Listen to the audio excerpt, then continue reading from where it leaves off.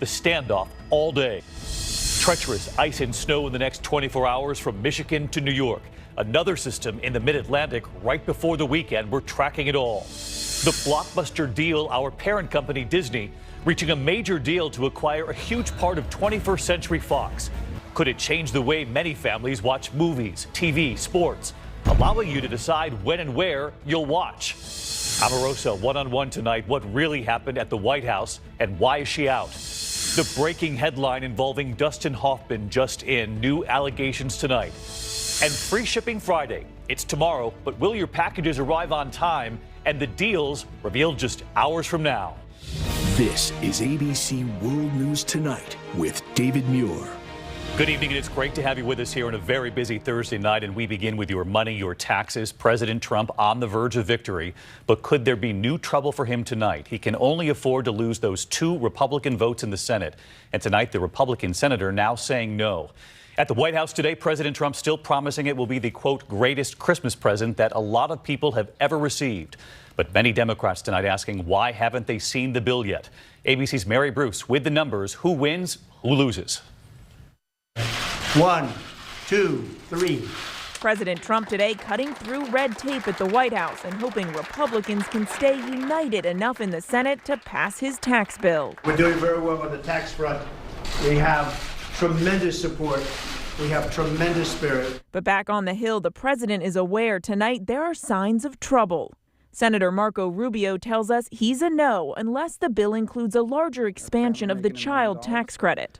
Unless they can figure out a way to add to the 1,100 figure, I won't support the bill. Senate Republicans can only afford to lose 2 votes, and tonight Senator Bob Corker is also expected to be a no. Concerned it's projected to add $1.5 trillion to the deficit, and 2 more senators are undecided. While tonight most Democrats are still trying to figure out what's actually in the plan, Republicans haven't sent it out. Have you seen the new Republican bill yet?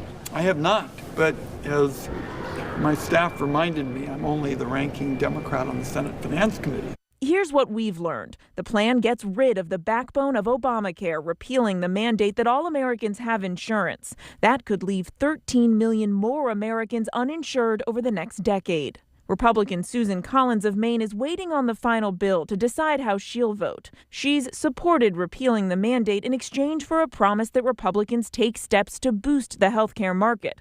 But in the past 24 hours, her constituents have been giving her an earful. What I'm telling you is I believe the commitments that I've received. But it's my life on the line. I know. For the wealthy, the plan lowers the top tax rate from 39% down to 37%. For big business, it slashes the corporate tax rate from 35% to 21%. And for middle-class Americans, it doubles the standard deduction. For those who itemize, it keeps current deductions on medical expenses and student loan interest. But advocates for the middle class warn it caps state and local income and property tax deductions at just $10,000. That's a problem even for some Republicans in Congress. Most middle-income New Yorkers who own their homes are going to be hurt by the tax bill. The president is promising relief to the middle class, but a previous analysis of the Senate version said Americans making $75,000 or less will actually pay more in taxes within a decade. Every analysis has shown some people, including middle-class Americans, are going to face an increase. And overwhelmingly, the middle class will get a huge tax break, as most Americans will.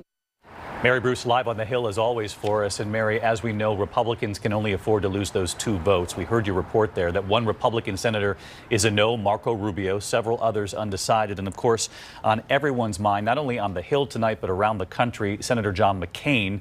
We know he's battling brain cancer. And as we reported last night here, he's at Walter Reed. David, Senator McCain tonight is being treated at the hospital for side effects of his cancer therapy. We're told he's looking forward to getting back to work here on the Hill, but no word yet on when that will be. Now, Senate Republicans are hoping to act on tax reform early next week. And David, they are going to need every vote they can get. All right, Mary Bruce live on the Hill, and of course our thoughts with the McCain family tonight. We do move on here this evening and to the 2 police officers shot in the chest and the tense standoff for hours at a St. Louis suburb today. Armored vehicles standing outside a home, an armed suspect barricaded inside. ABC's Alex Perez at the scene tonight where police vests saved those officers' lives. Tonight, county police in tactical gear storming this home after an armed suspect barricaded himself inside for nearly 8 hours, using a battering ram to break into the garage, later bringing the man out on a stretcher. The ordeal starting around 7:15 this morning. Bellefontaine Neighbors Police spotting a man wanted for questioning after overnight gunfire in the neighborhood, when suddenly shots fired. Scene is not secure. The intersection of Bellefontaine Road and Chambers Road. This man jumps up off the ground, and I see pepper spray being deployed from the officers, and this man backs up about 15 feet and starts shooting. Patient's going to be located outside the building front steps. The officers, a 44-year-old man and a 25-year-old woman. Both of them were shot in the chest. However, the vest blocked both of the rounds. And by God's will, both officers were struck in a location that they had protection. And Alex Perez joined us outside St. Louis tonight. And Alex, those officers are now out of the hospital. You're getting word? Yeah, that's right, David. Those officers were released from the hospital late today. Clearly, those bulletproof vests to save their lives. The department just got those vests last year. David? Alex Perez tonight. Alex, thank you. Next here tonight, to treacherous driving on the way. A new round of snow and bitter cold from Michigan to New York, up to a foot in some places after a dangerous 24 hours already. A semi shattered in an accident on I-69. That's in central Michigan right there. Heavy snow causing whiteout conditions near Erie, Pennsylvania. Wind chills plunging to single digits in the northeast, another system behind it, and another storm hits the mid-Atlantic tomorrow as well. Meteorologist Rob Marciano tracking it all again for us tonight. Hey, Rob. Hi, David. With that snow we had this morning, a reinforcing shot of cold air, so wind chills are back in the teens. And look at these numbers tomorrow. Pretty brutal in the morning. We'll see wind chills at single numbers. New York, Hartford, Boston, below zero in Albany. We got the winter storm watches up. The lake effect snow machine will be cranking in western New York. Western Michigan could see a foot of snow in those spots. And you mentioned that coastal low from the Delmarva to Long Island to Cape Cod. Could see an inch or so snow with that. And anything that's slushy on the roads tonight certainly going to freeze over in the morning. Could be some slick spots for the morning commute. All right. Careful driving into the weekend, Rob. Thank you. We turn next here tonight to that blockbuster deal announced today involving our parent company, Disney, spending more than $52 billion to buy a significant portion of 21st Century Fox. Disney CEO Bob Iger sealing the deal with Rupert Murdoch, who built the Fox global empire. Tonight, how this deal could change the way many families watch movies, TV, sports, choosing when and where they'll watch, and the list of choices suddenly multiplying. Here's ABC's chief business correspondent, Rebecca Jarvis, tonight. Tonight, it's the blockbuster $52.4 billion deal that expands Disney's universe from childhood classics like Frozen, Let it go, let it go. Finding Nemo. Have you ever met a shark? No, and I don't plan to. And the Star Wars legacy. To include Fox franchises with broad appeal like The Simpsons and Avatar. For superhero fans, it could mean big matchups ahead, like the X-Men and Fantastic Four with Marvel. For sports fans, it also enhances ESPN's offerings, adding 22 regional sports networks. But perhaps most significant for the future, it gives Disney a majority stake in Hulu and lays the groundwork for Disney's own streaming platform in 2019 for tailor-made viewing. All with the aim of giving American families what they want, when they want it. Disney CEO Bob Iger announcing the historic agreement with Fox's co-chairman Rupert Murdoch. The consumer, not only will they be getting more great content, high-quality content, but they'll be getting it in ways that they demand. And Rebecca Jarvis covering this all day long. We know one piece of the Murdoch empire not in this deal is Fox News. That's being spun into a separate company that will be led by the Murdochs. Curious, though, all day today how President Trump would respond to this blockbuster deal, and the White House responded. That's right, David. Sarah Sanders was asked about this today at the briefing. She said President Trump called Rupert Murdoch at Fox to congratulate him on the deal, and President Trump believes this could be a great thing for jobs. David. Rebecca Jarvis with us tonight. Rebecca, thank you. We turn next here to fiery moments at a meeting in Washington as the FCC voted to repeal what's called net neutrality, rules that were designed to ensure equal access to the internet. The move will allow internet providers like Verizon and Comcast to block or slow down what websites customers see or favor the websites of companies that pay them. Net neutrality treats the internet more like a utility and guarantees equal access, but opponents say those rules stifle competition and innovation. The 5 FCC commissioners split 3-2 to repeal those rules. It's painful for me to say this, that this is the new norm at the FCC, a norm where the majority ignores the will of the people. That it is not the job of the government to be in the business of picking winners and losers in the internet economy. We should have a level playing field. The repeal won't take place for several months. Several states and major tech companies tonight say they will sue to try to stop it.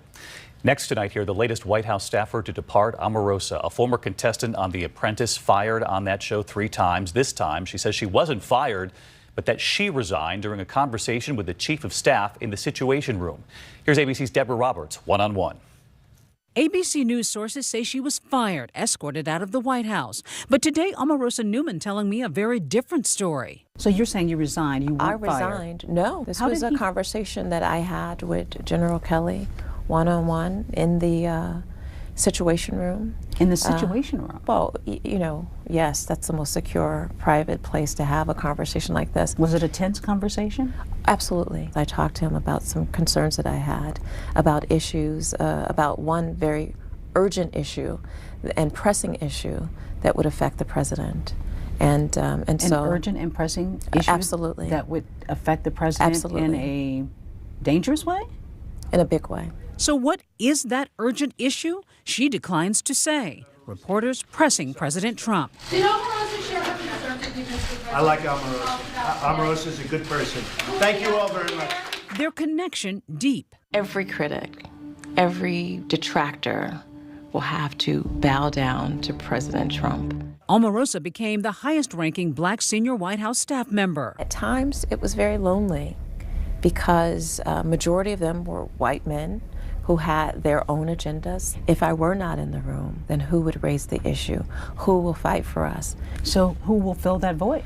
That's a question that you'll have to ask President Trump and General Kelly. And Deborah with us now. And amid all these reports of growing tension within the West Wing between Omarosa and some of her colleagues at the White House, she told you late today that she's prepared to tell all at some point in the future? When the time is right, David, she says she's going to share a lot about her experiences, the good and the bad, and talk about her frustrations. Like her boss, the president, she's pretty good at keeping us in suspense. All right, Deborah Roberts tonight. Deborah, thank you. Next here, the White House revealing that President Trump spoke with Russian President Vladimir Putin today. Earlier today at Putin's annual end-of-year news conference in Moscow, he was asked by our chief foreign correspondent what he thinks of President Trump's first year in office and what he thinks about the Russia investigation into meddling. How he responded to our Terry Moran. The Putin press conference, an annual spectacle. 1,600 reporters, hours of Q&A. We made our way inside this morning. Putin arriving to a fanfare, calling on reporters, many waving homemade signs, including us.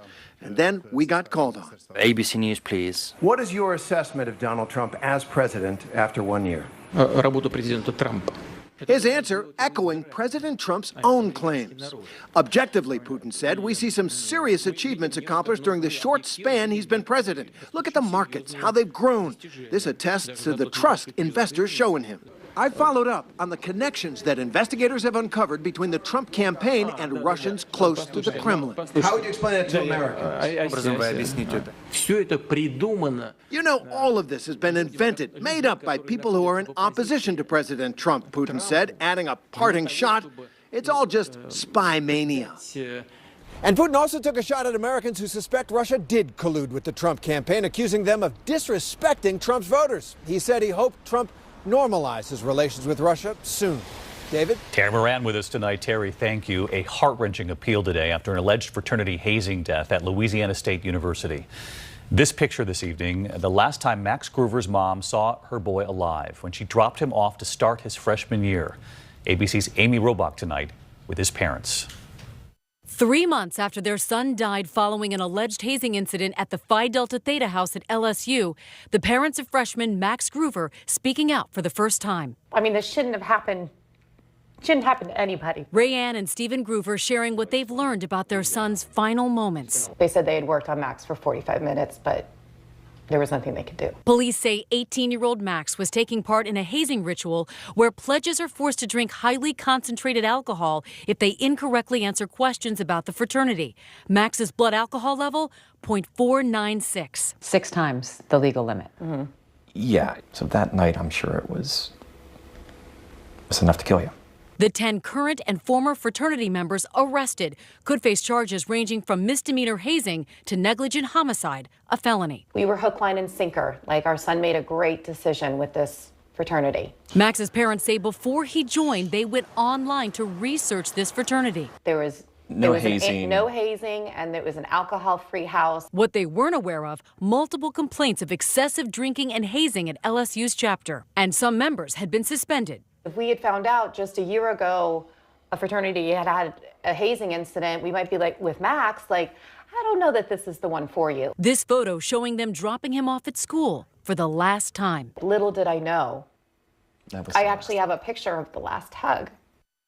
That photograph of a mother saying goodbye to her son at school. And the thing about this mother and father is they tried to do the research on this fraternity but couldn't find the complaints. That's right. Despite doing the homework, that information wasn't available. LSU has suspended the fraternity, revoked its charter, but the Groovers want to see serious change. They want to see transparency from these schools about these types of incidents, and they also want amnesty for anyone who speaks up when they see any form of hazing, David. All right, really heartbreaking stuff, Amy. Thank you. There is still much more ahead on World News Tonight this Thursday. The breaking headline involving Dustin Hoffman tonight.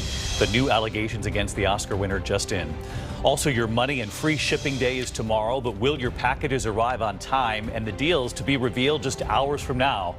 And for the first time, what NASA says it has now discovered. We'll be right back. Your money and free shipping day is tomorrow, but with record online sales this year, will your packages arrive on time? Here's Gio Benitez.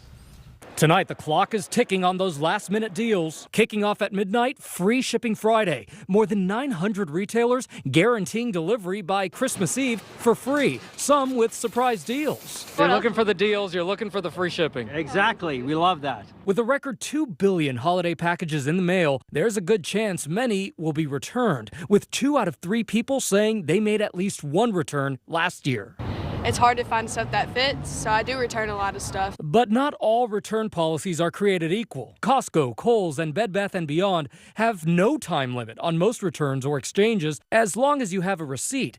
Others are more strict. Kmart, Sears, and Best Buy accept returns through mid to late January on most things. And be careful with electronics. Some stores may charge a hefty restocking fee. And make sure you really read those return policies, because something as simple as opening a box could mean you don't get your refund. David? All right, good advice, Gio. When we come back, news coming in on Dustin Hoffman tonight and that major discovery from NASA. Doing it since he was born. Now he's 5 years old. And then to Worcester, Massachusetts tonight. Table Talk Pies sending us this message. Founded in 1924, still family owned, 300 workers baking 4 million of their signature mini pies a week. The Santiago family with their review. Little Jaden. These are the best pies. And then Laura Doherty. Hi, David. It wouldn't be Christmas without candy canes. Her one thing in her message from Cincinnati tonight. These made in America candy canes from Dosher's Candies. Dosher's Candies, Newtown, Ohio, since 1871. 12 workers making 1 million candy canes before Christmas. We are making something that brings families together during the holidays. The same recipe in those copper kettles, twirling the red and white together. Made in America! Woo! And finally tonight in Wrentham, Massachusetts, Divine Desserts. And we mean it. From the Sisters of Mount St. Mary's Abbey. 12 nuns putting on their uniforms, Sisters Christina, Carla, and Haley among them, making more than 50,000 boxes of chocolate-covered toffee with hazelnuts. It's been very beautiful to see there are people who love each other and care about each other very much, and I get to see that every day. It makes it a special Christmas gift. It's something that carries an essence, not just a candy. Packing every box with those 3 words and a prayer.